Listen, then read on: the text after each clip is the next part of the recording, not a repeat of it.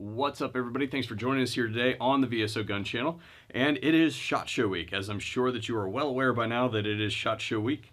I will be at the show, and if you guys do see me on the show floor, if you guys are attending the NSSF SHOT Show this week in Las Vegas, and you see me, absolutely stop me, say hi, chat me up. I'd love to hear from you guys. If you're a vendor and or you're representing a vendor, then absolutely send me an email or hit me up on one of our social pages via DM, and we'll see if we can't work in the schedule. Come by and say hi, see what you got going on. But I know that you guys are getting inundated this week by all your favorite creators with a whole bunch of stuff. Some of the stuff that you care about, and other stuff that you really, a lot of it that you really probably couldn't give a crap less about. So this week, I thought we would do something a little bit different and cue the tactical flintlock that I've got going on here. So what this thing is this is just a build project that I did. I've always wanted to do a flintlock, so I thought, you know what, why don't we go full crazy? And this is a traditions kit that I ordered, I paid for. And I will say that this is not suggested. So the quality control on this kit is quite atrocious. And I've also learned from this whole experience that I am not a carpenter. For some reason, the polyurethane that I put on this thing is chipping really bad. I don't know why. But hey, it is what it is. We're not here to really grade Curtis's carpentry skills. But what I did do is I redid all the metal on this thing. You can see that this is a brass colored. All these parts usually come black, and I basically brassed them out. I refinished the wood, put a couple coats of poly on it, and then I started attaching a whole bunch of silly tactical stuff. Right up here up front is a Stinger M-Lock Picatinny rail. I've been using Stinger rails for a long period of time. You can get away with the plastic ones, but the Stinger ones are made of aluminum. They're relatively cost effective. They're the ones I've just always used. I don't know if they're any better than everybody else who's making M-Lock Picatinny mounts, but these are the ones I've always used, so I can't really complain. I've never had a problem with them. Mounted to that rail is a Veridian X5L. And this is a laser light combo, and how this is controlled is there's two buttons right here on the back, and they control different things. So we have light, we have laser. So you push the two of them at the same time, changes the mode. So right now it is light and laser. Probably can't see that very well. Now if we push it a second time, we get strobe. Now we've got strobing laser. So you guys get the idea.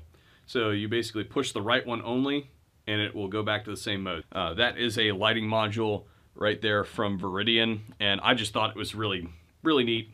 So we threw that on there just to make it more tactical, if you will. Now, to that, that part was relatively easy. The only trick there was getting the ramrod to work with that whole assembly down there. As you can imagine, there wasn't a whole lot of space there.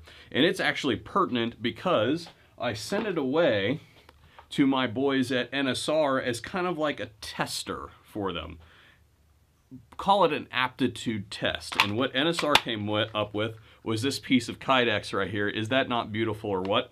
And basically, because that's a little bit fragile, I don't think it's really fragile, but it's probably weakened the stock of the gun a fair amount, that I basically told them to make it lock on the light, but not so hard that it's going to like actually rip the thing out. And basically the way this thing works, so if we reflect it over to this side, we have a clip here that goes on your belt, and then this is kind of like a leg wrap. So it basically snaps on your leg and solidifies the thing in place. And basically when you go to take it off, you just rock it and it pops right out. So I think that if NSR can make a holster for this thing, they can make a holster for just about anything. So we'll be playing with this more when we go to the range here in a second. So of course everybody wants to know, dude, what is going on up there up top? How did you get that on there?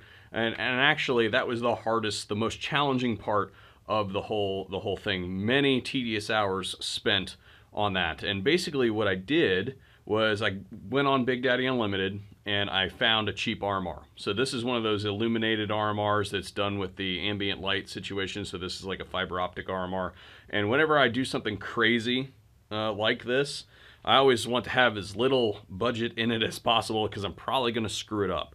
And because of that, I was able to actually reprofile the side of that RMR there. As you can see, it's been cut into a little bit. And I don't feel bad about that because I did get it relatively cheap on Big Daddy Unlimited. But then I hawked the RMR plate from the TP9 SF Elite Combat that we did a video on earlier. So it comes with a whole bunch of plates. I don't really usually like RMRs on my pistols, so I would probably never put one on that gun. So just stole the mount. And basically what I did was shim it, and then after I shimmed it, I ran screws through the wood that I had drilled down through, and then I built it up with resin to go ahead and support it. So now that it's nice and hard, you can't get in there. It's like a solid block that's attached. Because, I mean, that's right at the point where it's going to take a lot of force because it's right behind the barrel. In fact, the lug that holds the barrel in place actually goes underneath of the RMR. So that's really important that that's really stout because that spot is going to take a lot of stress. But again, like I mentioned, we have to make it work with the Flintlock mechanism over here, and I had to reprofile that mechanism as well. And I not only did I reprofile it, but I refinished it as well. So I basically had to cut into it and reduce it by about 50% to get it to work with that whole system. So I have test fired this gun with just a little bit of powder and like a roll of paper towel, maybe a few weights to get an idea of if it's going to blow up in my face or not. But I've never fired this gun with live ammunition like on the range or anything like that. So that's what we're going to do right this second. All right, boys and girls, here we go. First shot. Here goes nothing.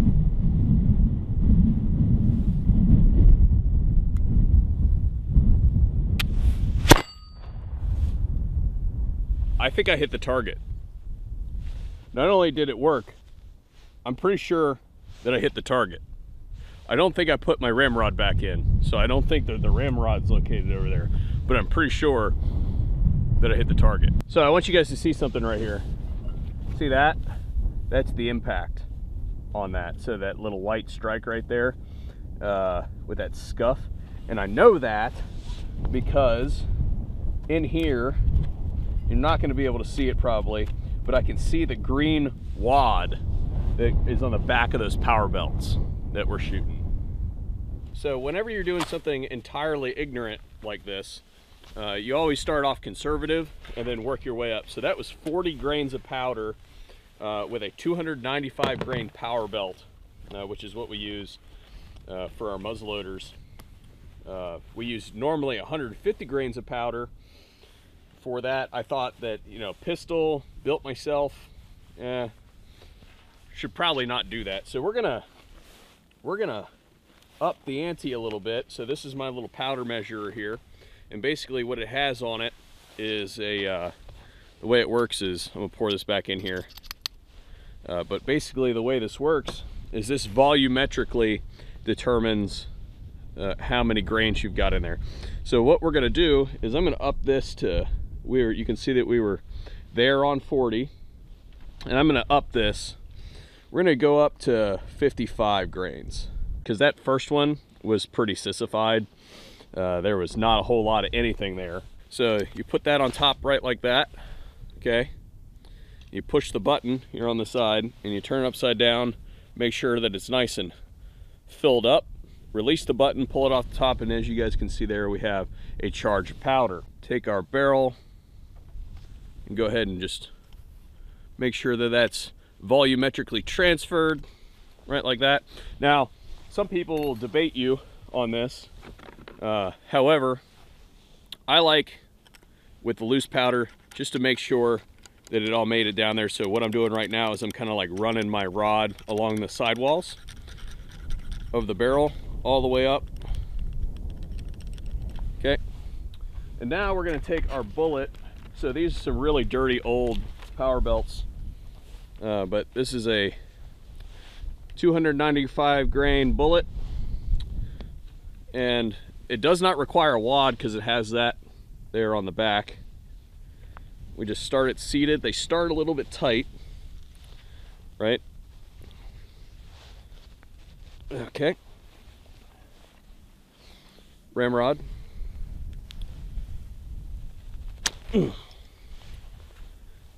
Push it all the way down.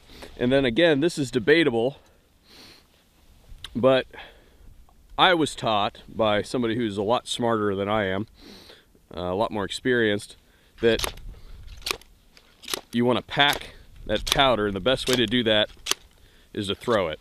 So this time we're going to see if that ramrod stays on there.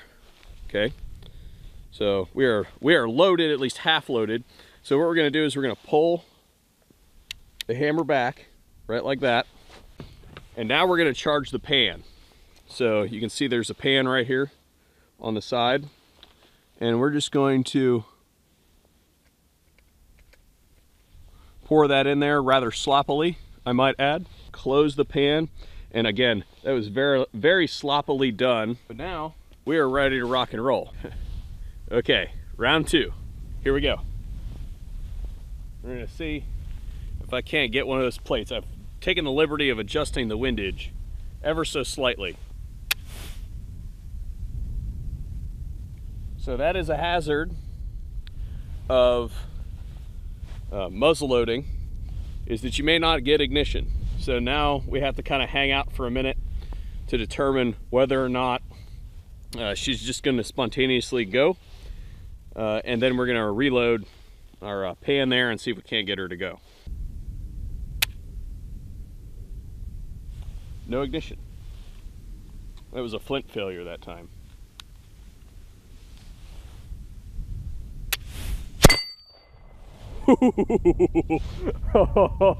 Dead center. Oh yeah.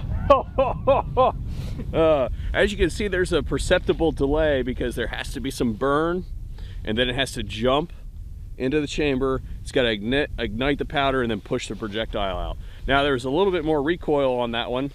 The gun appears to be holding together just fine. You can see that there's enough recoil to dislodge the ramrod ever so slightly there, even though it has to interact with the bolts of this Viridian here and the spring that's in there that actually retains the thing. So, all right, well, we have a functioning gun. Spangrish is in the house. What's up there, boss? Well, I just got handed a tactical flintlock. Have you ever fired a muzzleloader before? No, I have not. Not even a regular muzzleloader? No, and let alone a tactical one. Yeah. I mean, look at this thing. Oh boy. Firsts of firsts, woo, man. Well, like I got done telling you off camera, if you miss, this is all you. Yeah. Because even my first shot hit, it just skipped off and I needed to adjust the windage. Okay. So. Well, you know what I'm good at, right? Missing. Missing, yeah. Yes. I'm very good at missing. All right. Well, let's see what you could do there, boss. No pressure. Oh my goodness.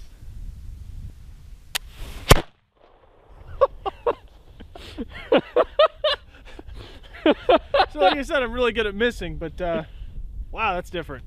It's different, right? It's cool.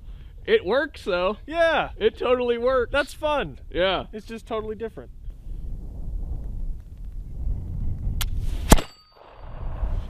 All right, we've got the tactical flintlock, and we're gonna try and chronograph it. I don't know if it's gonna work.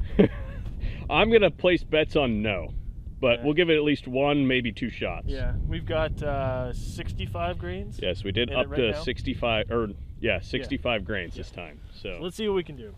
Yeah, so I'm gonna stand over here in case that blows up in your face. It's been really nice knowing you. Just so everybody knows, it was his idea to go up to 65 grains. Yep. Take two. Are you at a minimum safe distance? I am at minimum safe distance. Well, man, let me step back again. All right, 65 grains. If the barrel flips off, it's going to go that way. I should stand over here. Here we go.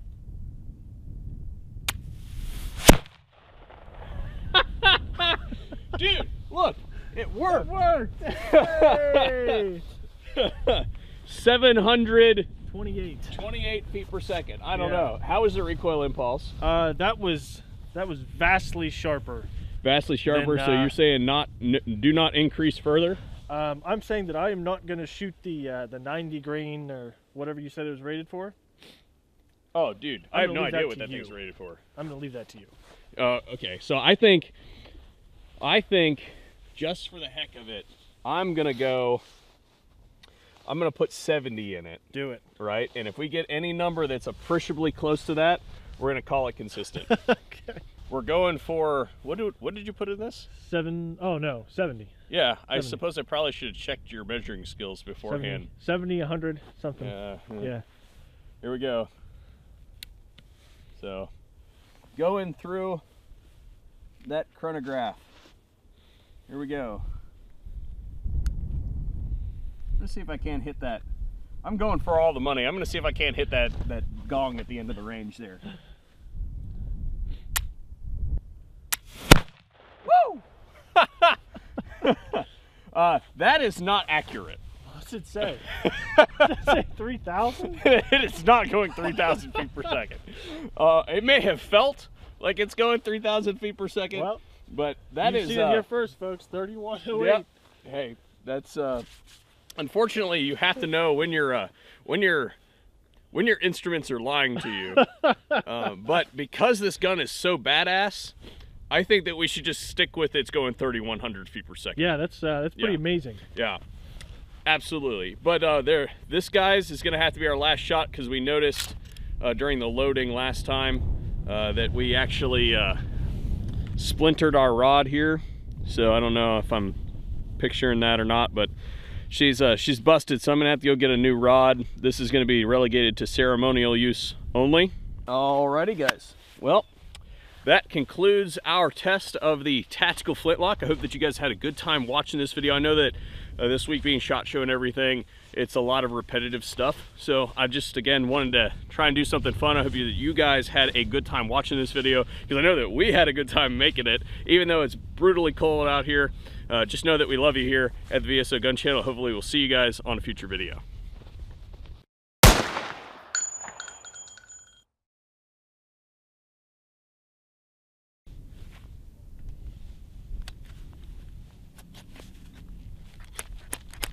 Dude, it's like you've seen a Civil War movie before or something. You knew even to smack it. What? Ah! Son of a... What? What?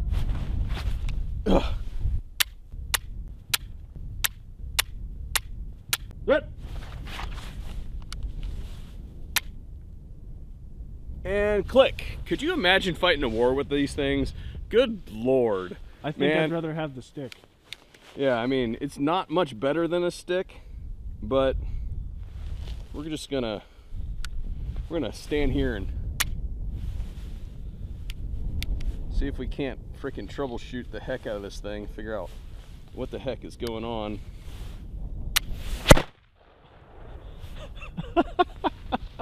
We're done.